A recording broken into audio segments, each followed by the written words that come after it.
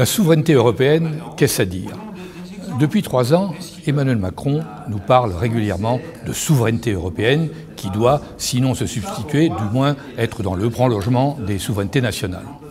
Alors d'abord, un grand merci à Emmanuel Macron d'avoir remis au goût du jour le mot de souveraineté, parce que quand même depuis une vingtaine d'années, les souverainistes se sentaient un peu seuls et un peu ostracisés, et pour un peu on nous faisait prendre pour des brins rouges. Donc la souveraineté, d'abord qu'est-ce que c'est? La souveraineté, c'est une symbiose entre un État, une nation, un peuple, et on pourrait même ajouter une langue. Or, il n'y a pas d'État européen, il n'y a pas de nation européenne, il n'y a pas de peuple européen et il n'y a pas de langue européenne. Donc parler de souveraineté européenne, c'est aller un peu vite en besogne.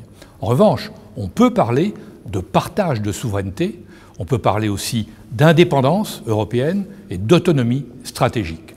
Alors il faut bien comprendre que l'Europe, elle s'est noyée dans la mondialisation depuis 25-30 ans et qu'au fur et à mesure que cette mondialisation s'est développée, l'Europe a perdu son indépendance, sur tous les plans, sur le plan militaire, monétaire, car l'euro n'est pas une monnaie de plein exercice, l'euro est une sous-monnaie par rapport au dollar. Elle a perdu son indépendance, bien évidemment, en matière de numérique, en matière de droit, où les Américains imposent leurs droits aux 4 coins du monde. Elle a perdu son indépendance aussi dans le domaine industriel et dans un tas d'autres domaines.